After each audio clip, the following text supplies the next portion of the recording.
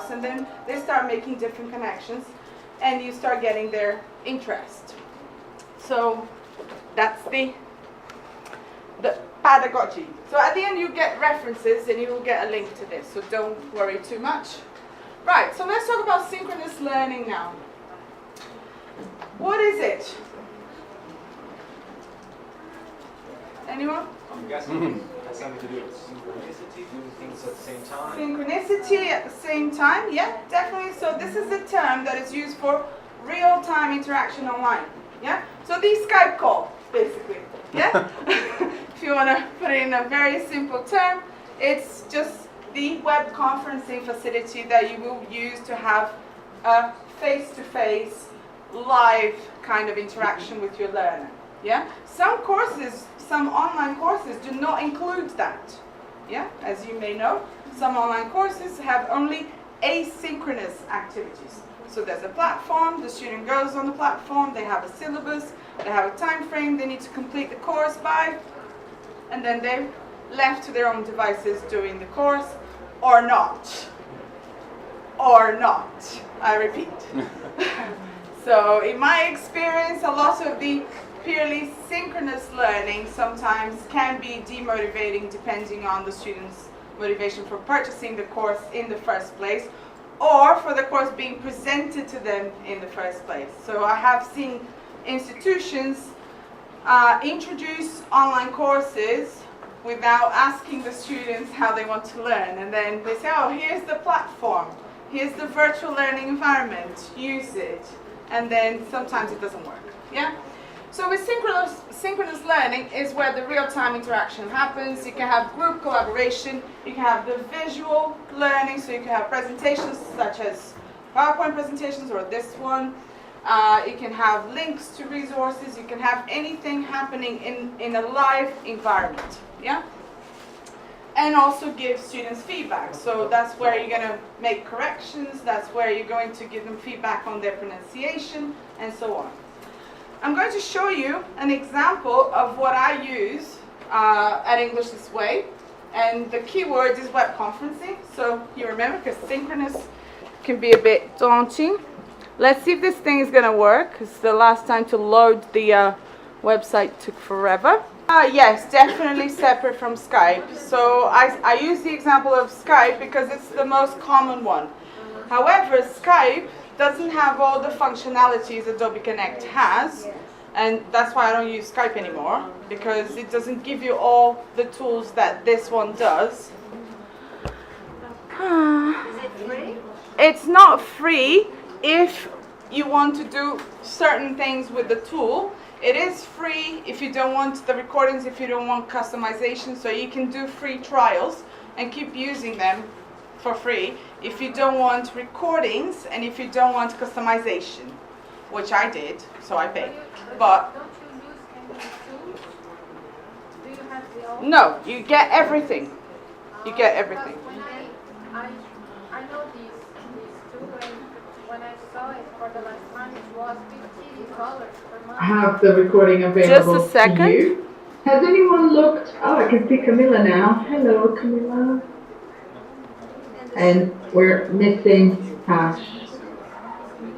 So when you're ready, Tash, please enable your camera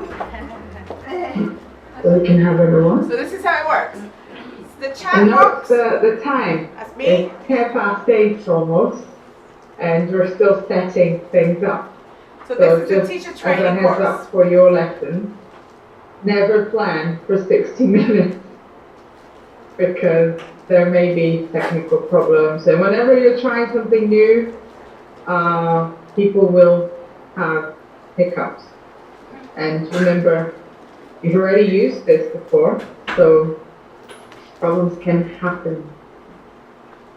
Yeah, Tash, I noticed that you were last seeing at 5 o'clock on WhatsApp. That's why I was a bit worried. I was like, oh, maybe someone's still have fun. You know, So as part of the days. course, the students get access to a WhatsApp group. Okay, So we we can see touch you now. base Hello. before the lesson. So everyone, So they can you remember see they have to everyone? go online. Yeah? Can everyone see everyone? Yeah, okay. So let's get started. So the first thing we're going to do today is just a recap of your assignment. So first of all, well done, and thank you very much for posting your lists. They were... Okay, I'm going to stop there. So this was just a quick demo of how the lessons happen and what the setup looks like. So as you can see, the cameras are there, everybody can see each other. I do give the students the option, and the teachers the option, of just using voice and sound if they prefer. I also work with a lot of Muslim students, and sometimes they don't like or they cannot show their faces. So this is something that you have to be aware of. In this case, these are some of my staff, some of the teachers that work with me, and we were doing their teacher training course. So this is an example of a teacher training session that I delivered to them. And this was one of the very first ones because we were still learning how to set up, how to understand how the room works, how long it takes to get online, how long it takes for everybody to settle and to start a session. Yeah? And the students should have the Adobe Connect as well. As you just seen, it takes very, very little time to download. And it's very, very reliable. That's why I use it. And especially when you have places with weak internet, like here, I have a few Brazilian students, and so, especially with the rain a couple of days ago, it was playing up a bit, but we had the lesson. And I think if you're going to go online, if you're going to teach online, you have to guarantee you're going to be able to teach the student. Of course, there are rules that if it's not your fault, and you must try your best to do everything to deliver the lesson, or call the shot to say, right, we're not going to have this lesson today, I'm going to teach you another day, depending on your availability. But I have never had to cancel a lesson, ever, with Adobe Connect. With Skype, different story. So, but there are other tools I'm going to show you later as well, but this is my preferred one. The discussion notes bit's really, really nice because you can type corrections, you can type everything that happens that you find relevant, any links, anything that you want to share with your students. At the end of the lesson, you just click at the top and there's a direct place for you to email all the notes to the students. It takes 1 minute, yeah? And if you pay for the subscription, you can record all the sessions. And this is really, really valuable to students because that's how they can revise, they can listen to themselves, they can see themselves speaking, and it's a massive surprise. Sometimes not very pleasant to start with, but it really helps for them to listen to themselves, as you probably know. Yeah. So that's the demo for Adobe Connect for synchronous learning. So let's move on now to asynchronous learning. So the keyword for asynchronous learning here is VLE, or like a lot of the corporate world calls it, LMS.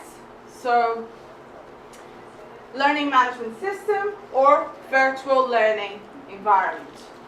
Yeah, the platform. So anything that people put content onto.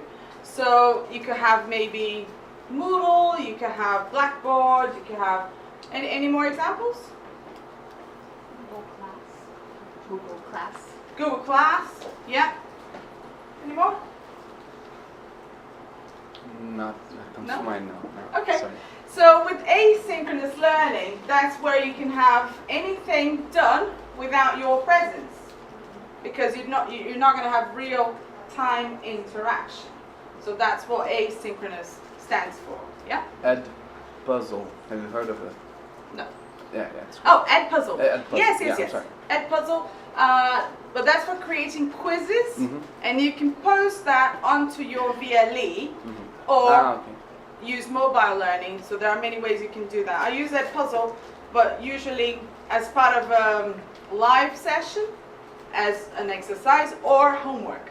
So they have the link on the presentation to do homework with Edpuzzle. But you can post it whatever you want. But it's not a limit. It's not a virtual learning environment. Yeah, I per see se. the It's a tool for creating activities. Mhm. Right. So some of the things that you can do when students are not with you. I mean, some of the things they can do. So you can assign tasks and activities for them to go off and do when you are not with them through forums, social media. So I'm going to show you a couple of things that I do with social media, if I can. And I cannot repeat enough, with technology you must be patient. You must really just take your time and trust things are gonna turn out okay. So let me show you. I've got quite a few posts here, but this one was quite popular.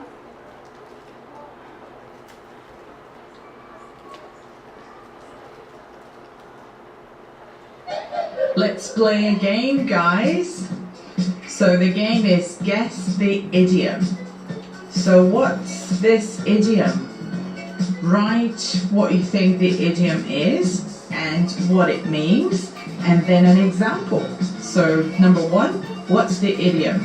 Number 2, what does it mean? And number 3, an example sentence. Let's play a game, guys. Okay. Not again. My partner keeps playing my posts back to me when I'm sleeping. It's so annoying. It's like, once is enough. Right, so this was to cross an arm and a leg, the idiom. Yeah? So what I did with my students, they get a WhatsApp message with the link to the task to go straight to Instagram to try to answer. And some of them know each other, and then they start competing. And sometimes I give them prizes. I give them a free lesson or a free 15-minute call with me, or some kind of correction. I give them something to stimulate them to go off and just try to practice and do that. And of course, there are other students who I've never seen in my life who are still playing as well. So this is one way to promote social media, and of course build your online presence, because if you are an online teacher and you're not on social media, I don't know what you're doing. So this is an example. Mobile learning tasks. So I'm going to play an audio of a task that I sent on WhatsApp to one of my students, which was pretty much self-interest, really. I said, I have a quick survey for you on online learning. I want some feedback, but it's a great opportunity for you to practice your English. Would you like to do that? And they said yes, but I'm going to play only one. So of course there are mistakes.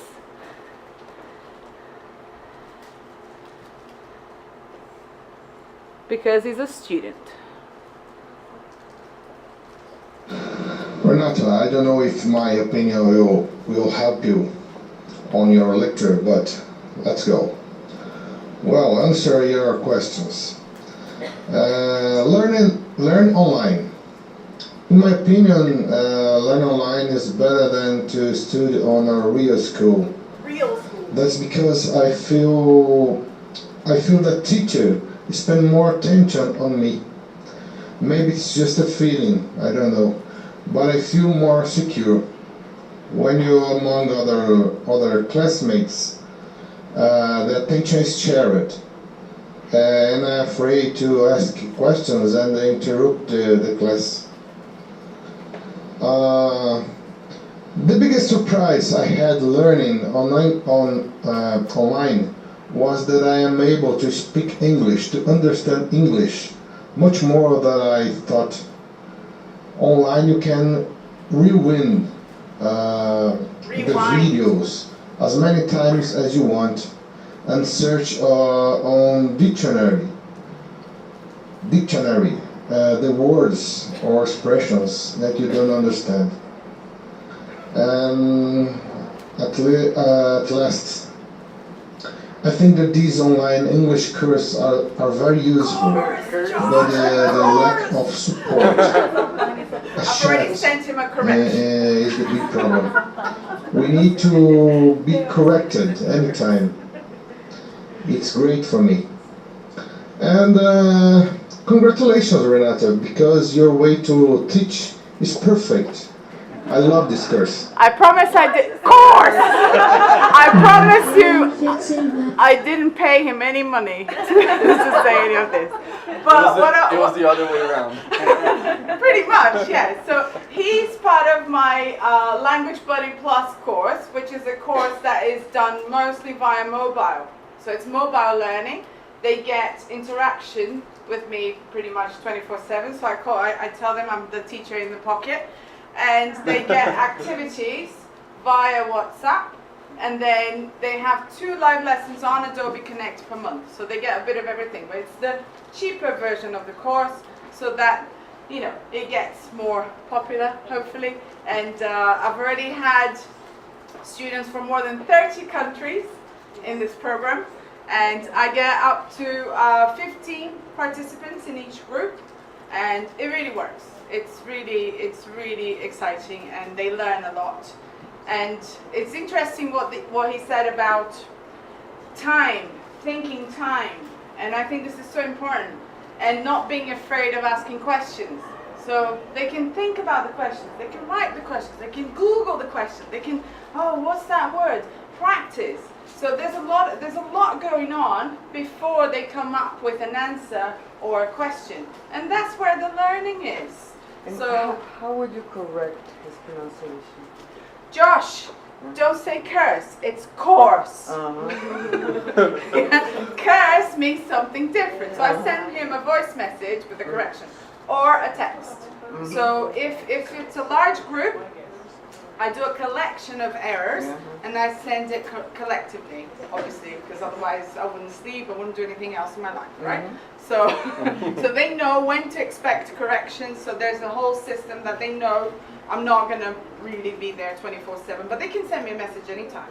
And then they send other things too, like, oh, look where I am, you know, pictures and stuff. So it's quite nice. I think so. Okay, so some other testimonials here. So we have this first person, he's learning Portuguese with me. So he said, I was surprised how immediate it is and how responsive. Can't see any disadvantage from not being in a classroom, and you have the chat box and PowerPoint as well as the teacher. It's great to be able to review the recording of the lesson. And this student, he does that.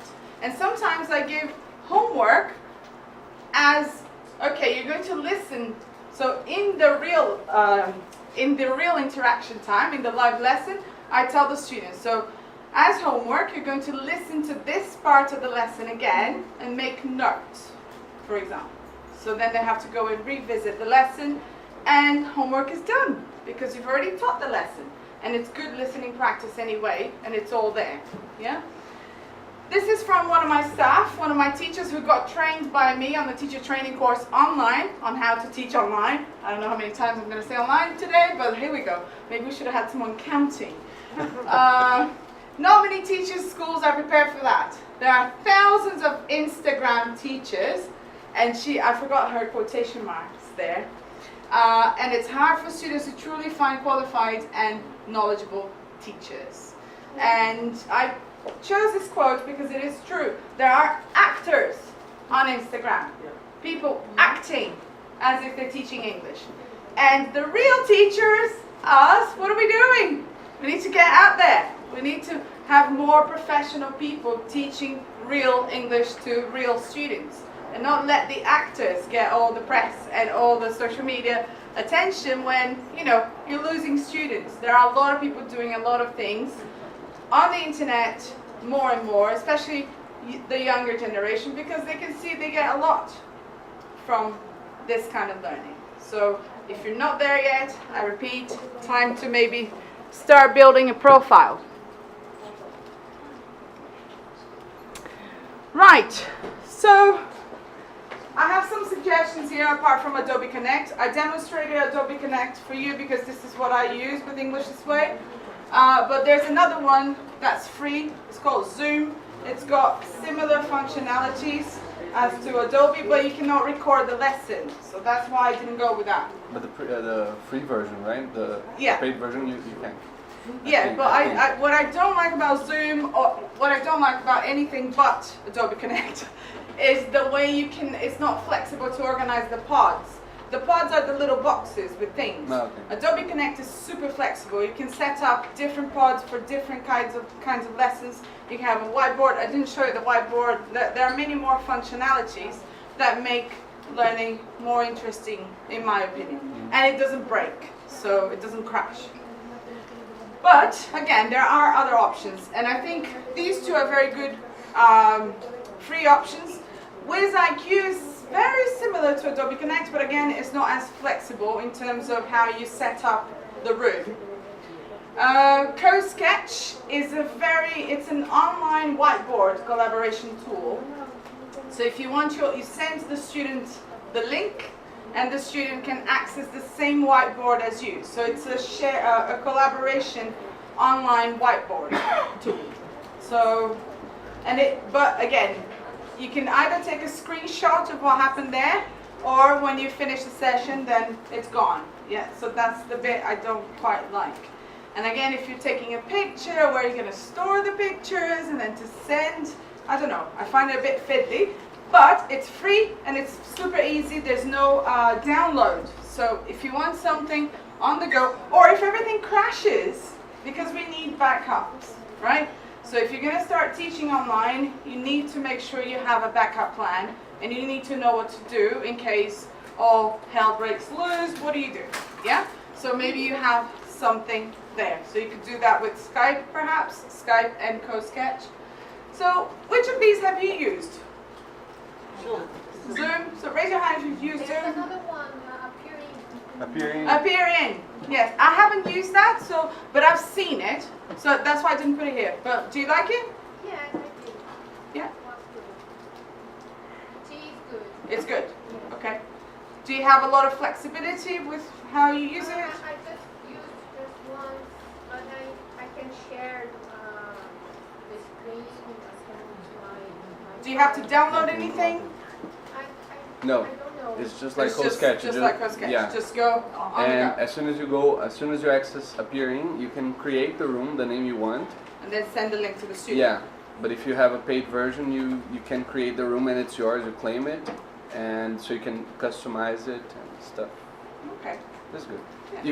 You cannot save it though. You can save it, right? Yeah. There's no way of saving the. Yeah. What's the name of it? Appear. Appear.in. Okay. Very good. And now we have some platform options. So again, I only put stuff here that I have used and I have experience with. I have used Moodle, Canvas, Blackboard, Schoology, and Edmodo. There are advantages and disadvantages to all of them.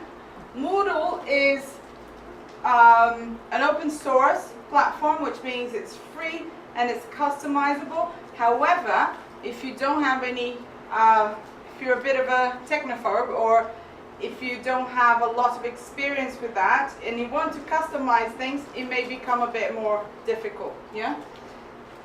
The free version of Canvas, it's a free trial, but you can use it and renew it as you go along. Canvas is super modern. I really like it. And the paid version has everything in one place. So Canvas has a virtual classroom as well. So if you were thinking of expanding or having something that you want to pay for, you can have everything on Canvas and use the virtual classroom on Canvas. However, again, you can record it, you can save the recording for up to 60 days. No, 30 days. 30 days. So I don't think that's enough. But there you go, at least you can record it. Blackboard is a bit like Moodle, so it's open source as well. Schoology is paid, but it's a complete option as well, so it's an LMS with a virtual classroom, but it's also paid for. And Edmodo is free, but there's no virtual classroom. Okay, so it's only a content repository, or a place for you to post quizzes or post materials and so on. Yeah. So if you're thinking about the basics, this is what we're doing. We're looking at some pedagogy. So just to recap a little bit, think about your pedagogy, think about the methodology you want to use online, think about the tools and the apps, And then when you think about the tools, think about what kind of synchronous learning you would like to do, what kind of asynchronous learning you'd like to do, and then put everything together and create your course.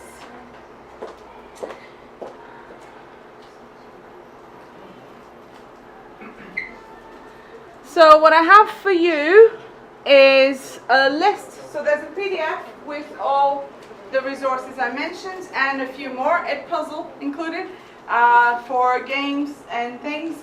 So if you go to englishthisway.com and you go to my online course for teachers, so let's see if I can access that now again.